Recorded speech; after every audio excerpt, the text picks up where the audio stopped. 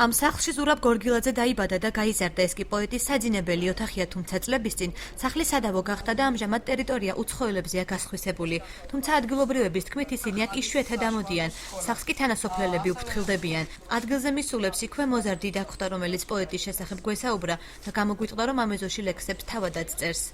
მოსახლეობას გსურს, რომ ეს სახლი გაკეთდეს სახლ-მუზეუმად.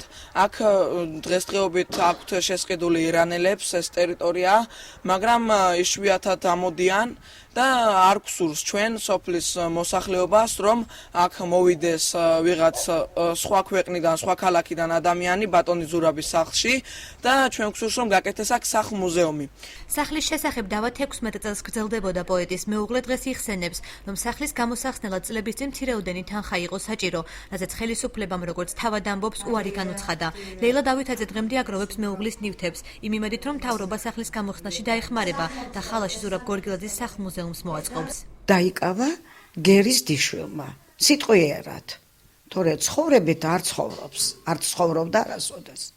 შემდეგ უნდოდათ, რომ კლავ თანხაზე იყო ლაპარაკი, ვერ გადავიხადე და იპოტეკით დატვირთეს სოფლის სახლი.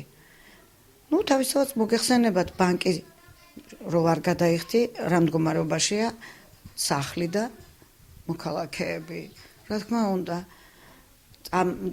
წაიღო ბანკმა ეს ზურაბის სახლი და იყიდა ირანელმა. ვერც თანხით და ვერც მიწის ნაკვეთით ვერ დავაკმაყოფილებ, ეს თქვენ კარგად მოგეხსენებათ.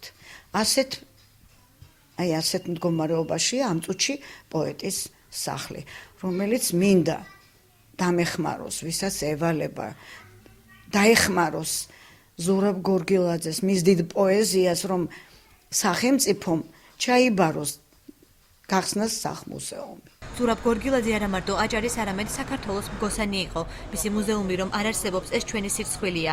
აცხადებს პოეტი დავით თედორაძე, მისი აზრით აღნიშნულ საკითხზე პასუხისმგებლობა მთავრობამ უნდა აიღოს.